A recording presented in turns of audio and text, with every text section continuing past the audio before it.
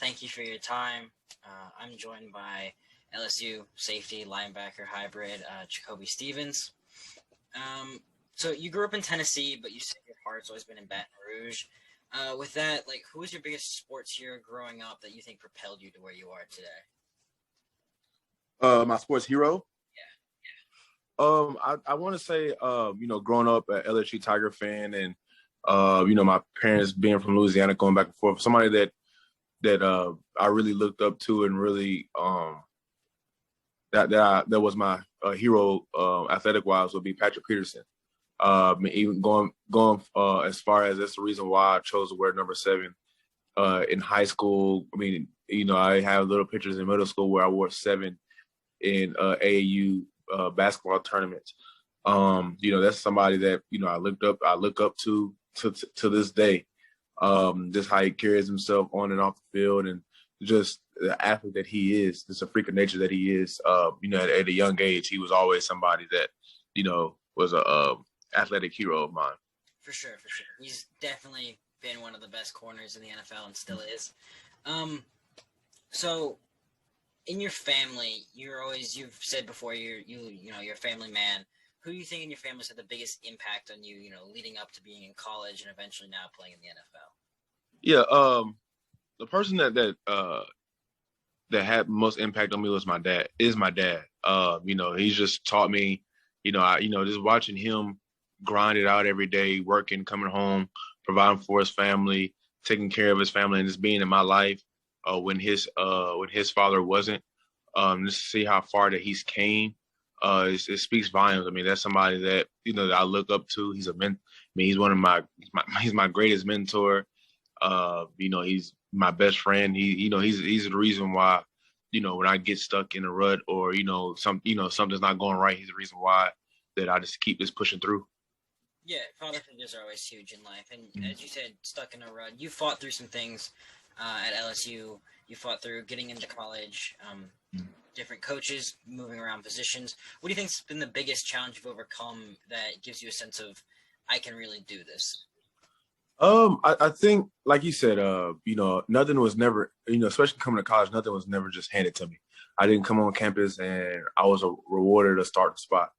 I worked for it. I was, like you said, I moved to different positions, and I ended up finding a home at safety. And granted, moving to those different positions and playing those different positions helped me be able to play the hybrid role that you mentioned earlier, because I practiced those and sat in those meeting rooms, so I was able to play different positions, and it ended up helping me on the field. Yeah, you've been called a Swiss Army knife before by many people in your draft analysts. You've played linebacker, safety, even some nickel corner and some outside corner. Where do you think personally you kind of fit best in a role? I feel like I fit best just playing defense. I mean, like I said, I'm big on just let me play. I know a lot of guys, a lot of analysts, scouts, they want to try to peg me into one position group because it makes the job easier. But at the end of the day, I can do anything, whatever you ask me to do. And I pride myself on being able to do all those things. So when it comes to, getting drafted and going to a certain team, I don't have a preference of position. It's just, whatever the coach has me or wants me, whatever he wants me to do that day. Yeah. Moving around is something definitely that has to work in the NFL. We've seen players, certainly go from certain positions outside to now filling in great at a different position. So you won the national championship back in 2019. That has to be a great feeling. You won it in front of home fans, your family. What was that feeling like to you? Oh man, it was like you said. Everybody grows up as a kid wanting to, go to college, start on a college team, win a national championship, win the Heisman, be a number 1 pick, and win and win a Super Bowl and go into the Hall of Fame. So, to be able to just do one of those things is truly a big deal. And so it really was just like it was living a dream, So, coming back to Baton Rouge and doing the parade and experience, sharing that experience, sharing the victory with the fans. I had a pinching, kind of just like reminding myself this is reality. It's not a dream that I was on the best team of all time. We were, and we, played in New Orleans and we won the national championship. Like you said before, it's a dream, and it was a dream come true. Yeah, it has to be. You got to the peak of athletics at college. Hopefully you can do that again in the NFL multiple times. I have to ask, Joe Burrow was taken first overall by the Bengals last year.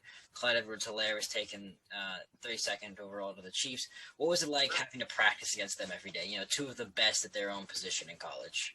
Oh man, it was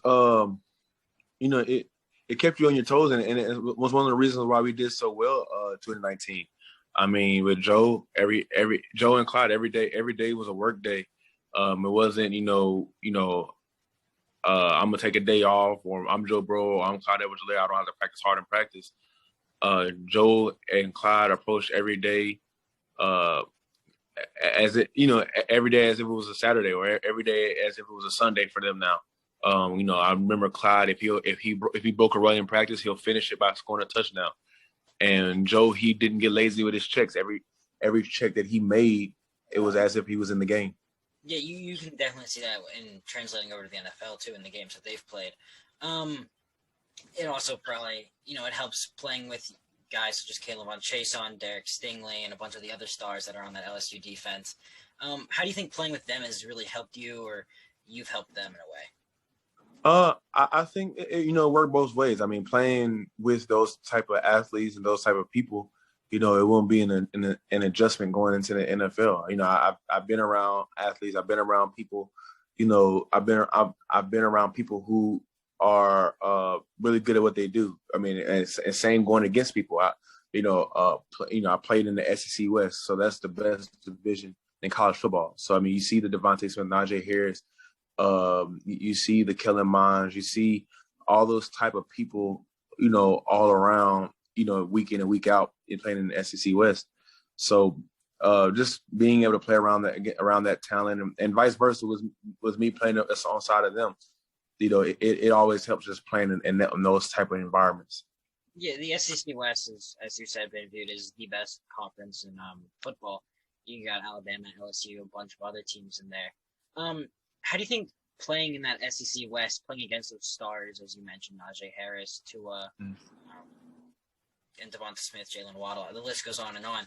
How do you think that's helped you? Because the jump from college to the NFL is a massive one, no matter what you played or your level. How do you think that's prepared you? I mean, like you said, jumping from college to the NFL is a massive leap, but it's not as big. It's a big of an adjustment when you play in the SEC West.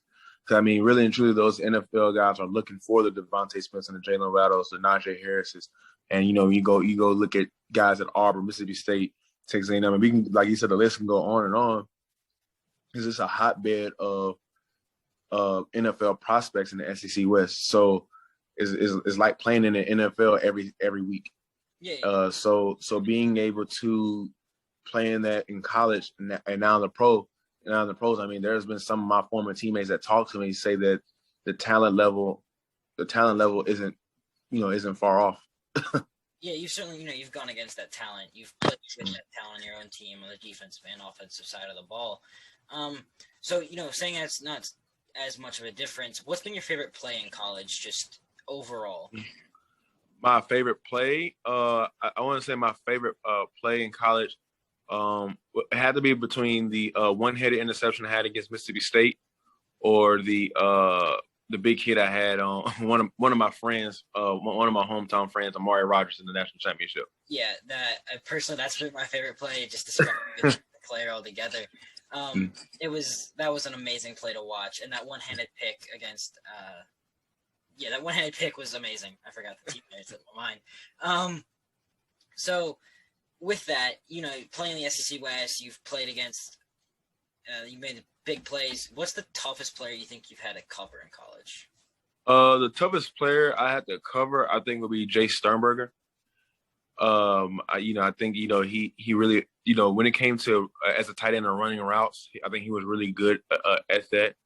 I think he's deceptively athletic. And when I went against him, it was my sophomore year. It was the Texas A&M game, the 7 overtime game. I ended up like I think I let one catch up on him like against him, but that would be my hardest coverage, Jay Stern. Speaking of that, your head coach in college. He has a big time personality. What's it been like to be able to learn under him, play under him, and win a championship? Yeah, being able to play under Coach O, like kind of like the same thing going back. This how every LSU guy under Coach O is instilled. Every day is a work day. There's no such thing as days off. And and that's our approach. During the season and off season, we're gonna outwork the next person every single day. And you better, and it's a blue collar facility, so you better come ready to work. And that's one thing about Coach O. He's always working. He's always looking to get better. I mean, so being able to play under Coach O definitely benefited. And everything that I've learned under him is it's definitely gonna pay off just off the basis of work ethic alone. Yeah, for sure. I think that's also, as you said, playing the SEC West, that really helps prepare you for the NFL. Speaking of such, you had your chance to showcase your skills during practice. The Senior Bowl, you were absolutely amazing during that practice week. What was it like being around all the NFL coaches, general managers, scouting, just a total different world? Oh yeah, it was a shocker. I mean, of course you're chasing a dream, but being around the scouts and the GMs, you're interviewing for a job. It's a job interview, so they're asking you questions. They're asking you questions they already know the answers to. They just want to see what you're going to say.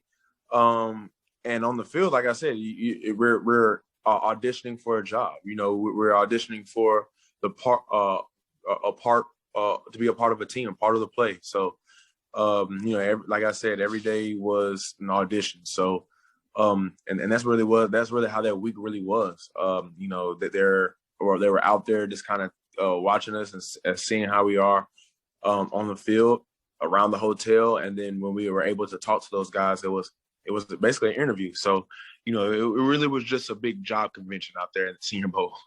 Yeah, it's definitely, there's more to football than just the on-field aspect. You just bump into random coaches, I assume, somewhere.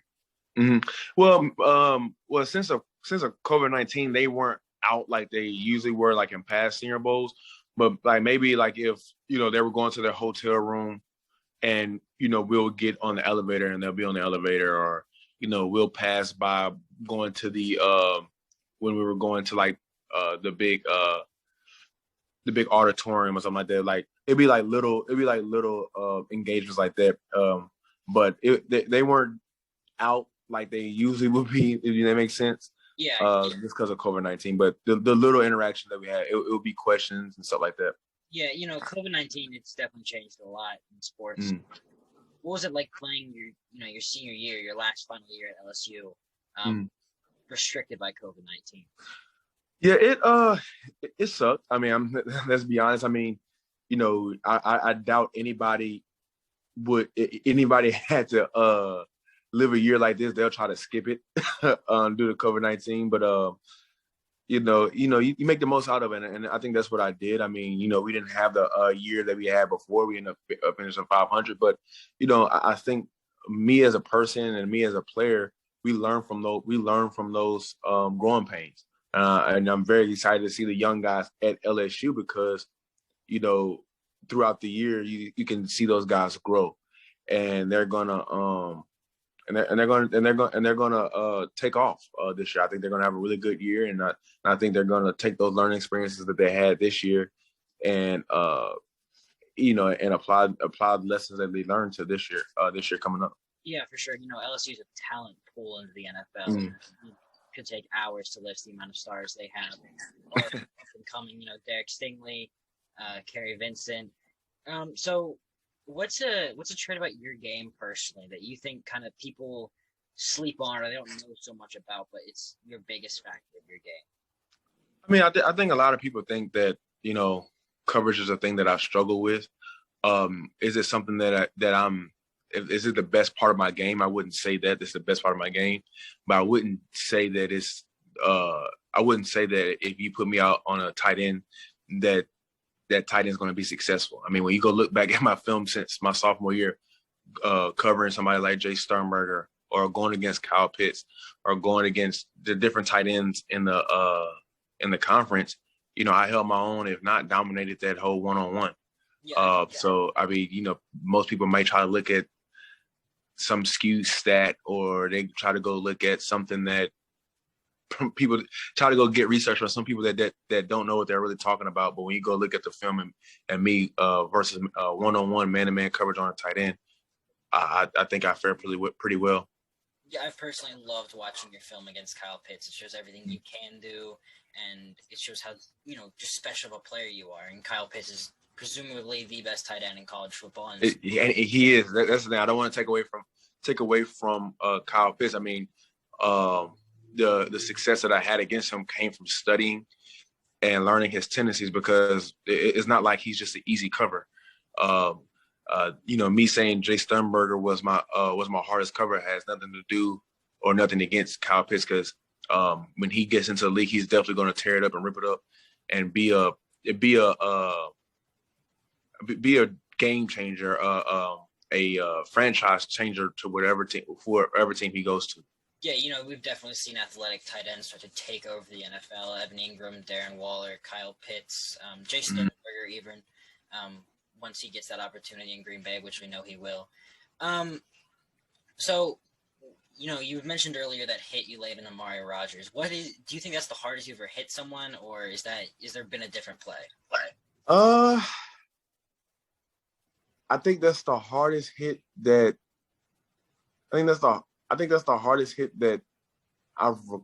I had in the game. I've definitely hit somebody harder in practice. But you know, it like game time, I think that hit and the Devontae Smith hit that I had in Alabama 2020 was probably one of my hardest hits that I had. You know, hardest hits that I had that's been recognized. I pride myself on being a hard hitter, so a hard hitting safety. So, you know, I've had I feel like that I had a couple of big hits, but I think those two are the ones that stand out.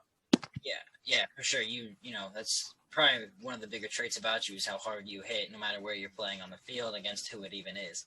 So you mentioned that you think in yourself is that you're a sleeper. You always have the biggest traits. What do you think that's going to translate over in the NFL is that work ethic? Oh yeah. You know, for me it's about being what's going to translate over for me. That's going to be really quick. Is me being a student of the game, me being willing to learn, and me willing to be put in positions that aren't comfortable. I think that, you know, with football, you know, it's all about being uncomfortable and being comfortable with being uncomfortable.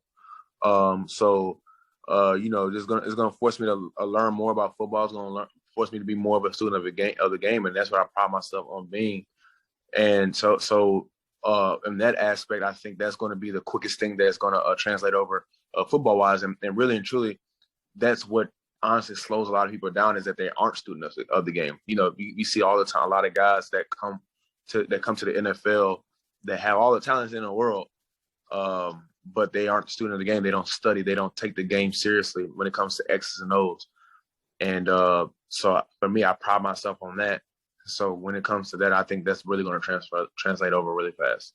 Yeah, you know, your success against Kyle Pitts simply came just off watching him and learning his tendencies. And yeah, being that guy that studies the playbook, hits the playbook, is someone that coaches love in the NFL. So my last question is, you have one trait to describe yourself as, one single word. What would it be? That's a good question. You know, I can, you know, say one word that, you know, describes me as a player is passionate. You know, I'm very passionate about the game. I love the game. And I'm so passionate to the point to where sometimes it's misunderstood, to the point of, you know, some people may think that I'm out of control, or that I'm a hothead, or, you know, angry, but really and truly, I really love the game of football. And I love, you know, and I get upset when people disrespect it and not approaching it the way that it's supposed to be approached. But that's one thing that I love, that, you know, I would say is that I'm a very passionate football player. Yeah, that's, you know, as we mentioned earlier, passion is a huge part of football in general. So I want to, again, thank you for your time. It's been great speaking with you, and I wish you the best success in the NFL, no matter where you go. Thanks, man. Thank you.